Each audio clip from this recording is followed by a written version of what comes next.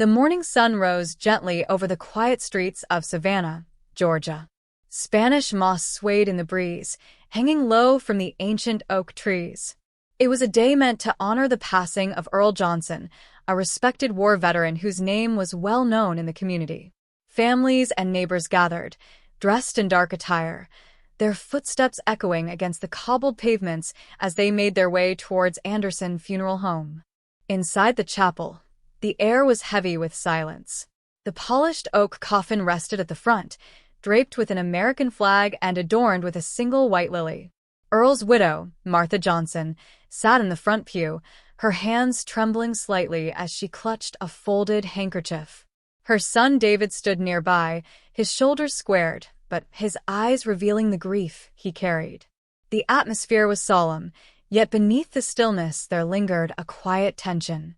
The staff from Anderson Funeral Home moved briskly, whispering instructions to one another, their movements almost too hurried for such a delicate occasion.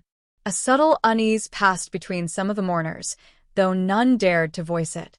As the organ began its low hymn, the chapel filled with voices. Friends recalled Earl's bravery during his service, his loyalty to his family, and his kindness towards neighbors. Stories flowed, both heartfelt and tender, bringing tears to the eyes of many. Yet, as the ceremony continued, David could not shake a faint sense of disquiet.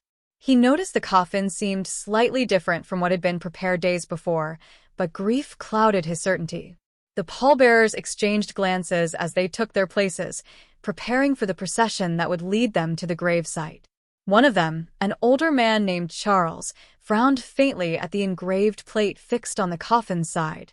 He leaned closer for a moment, but the organ swelled louder, drowning his attempt to speak. With a hesitant shake of his head, he stepped back into position. Martha's eyes remained fixed on the coffin, her heart heavy yet anchored by love. For her, this farewell marked the end of a lifetime of devotion. She whispered a quiet prayer, unaware that beneath the solemn ritual, a storm of confusion was already beginning to form. The pallbearers lifted the coffin with steady hands, stepping carefully down the chapel's narrow aisle. The sound of polished shoes against the wooden floor mixed with the low sobs of mourners. Outside, the air was heavy with the scent of magnolias, the summer heat pressing down as the crowd followed the slow march towards the waiting hearse.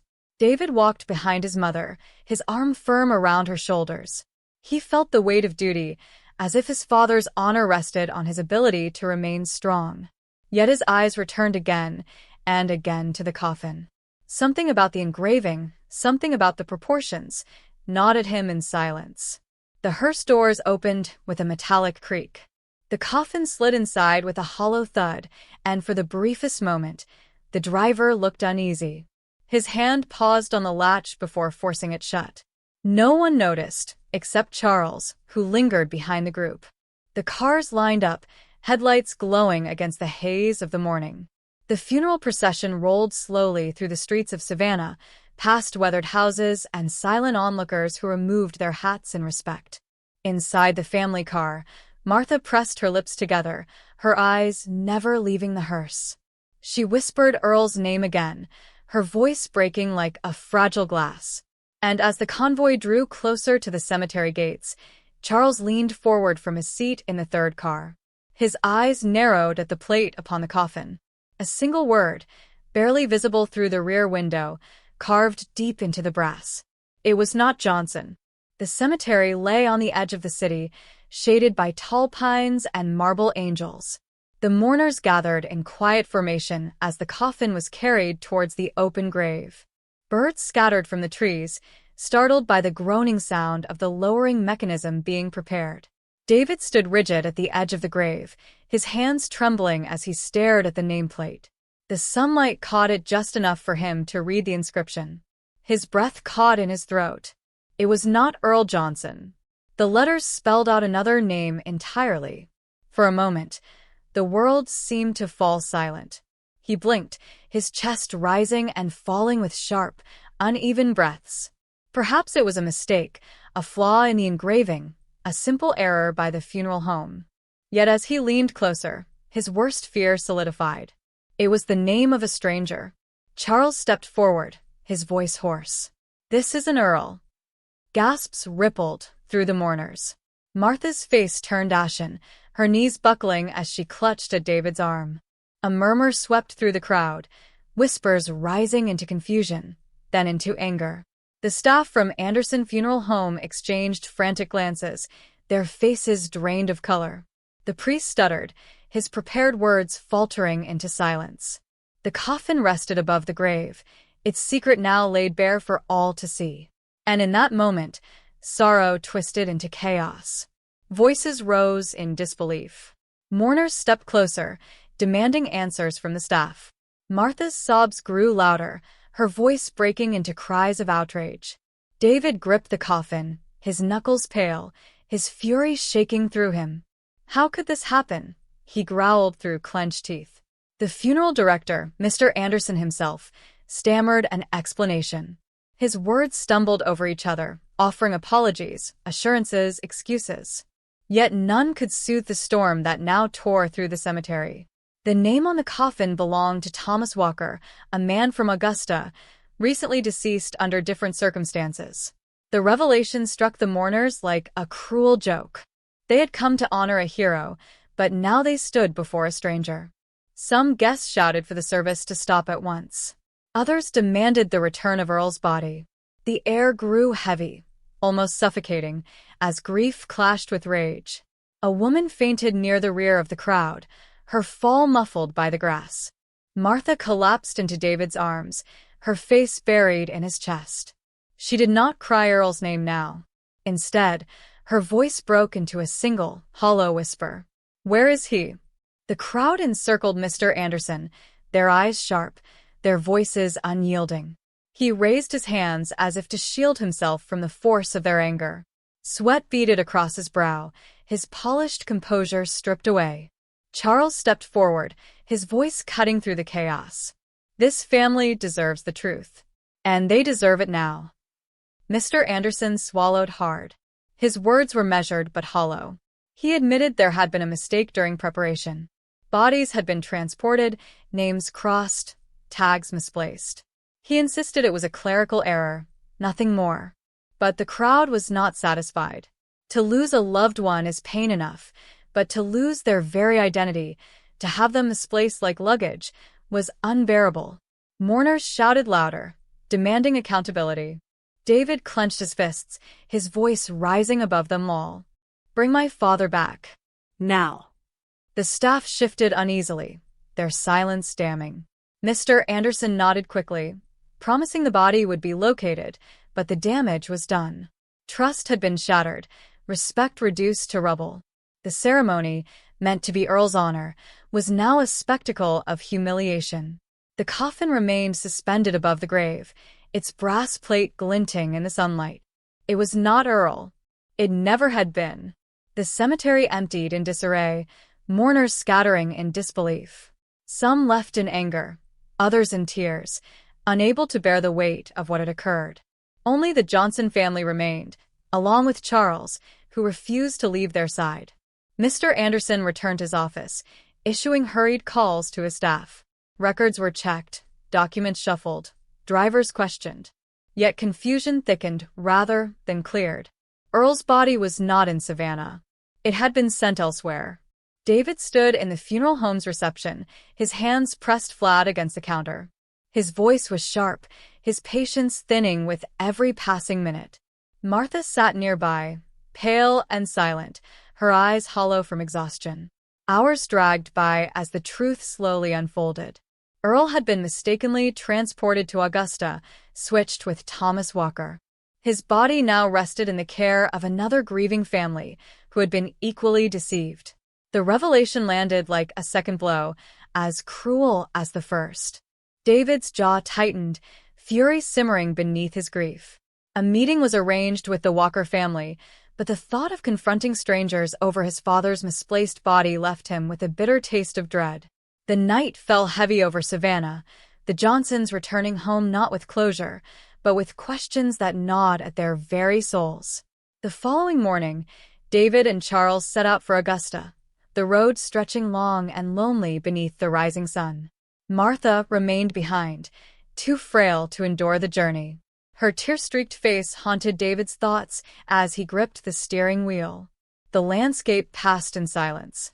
Pine forests, abandoned barns, and winding rivers blurred together, each mile carrying them closer to the truth. Charles spoke little, his eyes fixed on the horizon, his silence heavy with unspoken anger. They arrived at the Walker family home, a modest house with peeling paint and a garden of withered roses. The air felt charged with unease. The Walkers awaited them, faces grim, suspicion flickering in their eyes. Inside, the atmosphere was tense. Mr. Walker's widow, Eleanor, sat stiffly in her chair, her voice sharp with indignation.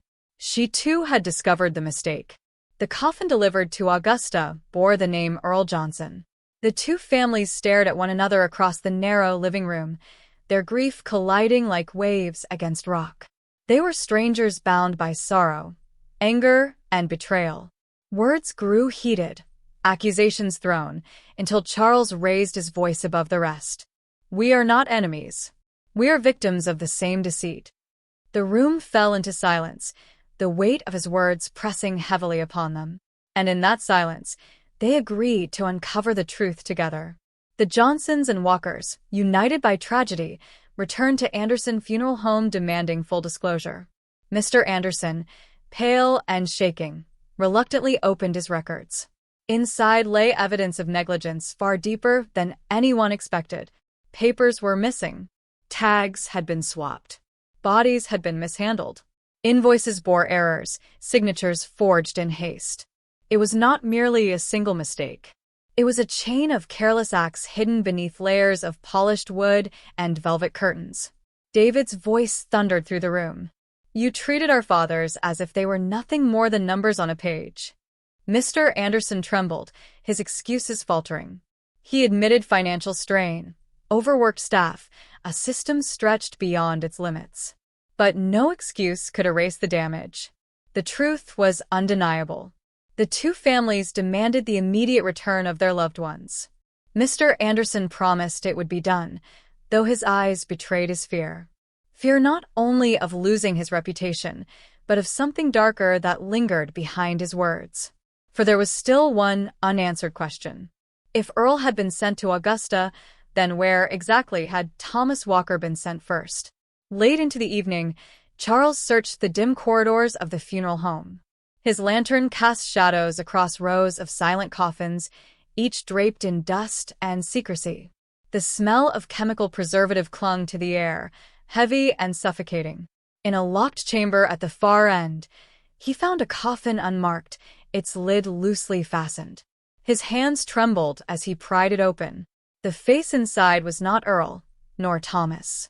It was a stranger, unidentified, left abandoned like forgotten property.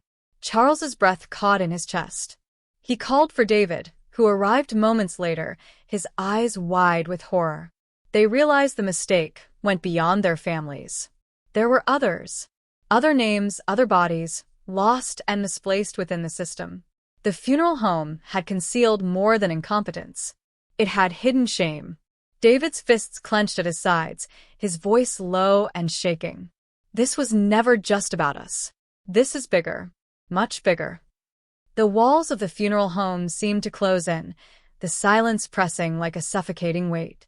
What began as a single funeral gone wrong had now unraveled into a secret far darker than either family had imagined. Word spread quickly through Savannah and Augusta. Families who had entrusted their loved ones to Anderson Funeral Home returned in anger, their suspicions ignited by the revelations. The once respected establishment now stood surrounded by voices demanding justice. Mourners filled the streets outside, holding photographs of the departed, their cries echoing into the night. Police arrived, their presence necessary to contain the swelling fury of the crowd. Inside, David stood face to face with Mr. Anderson. The director's hands shook, his voice reduced to a desperate whisper.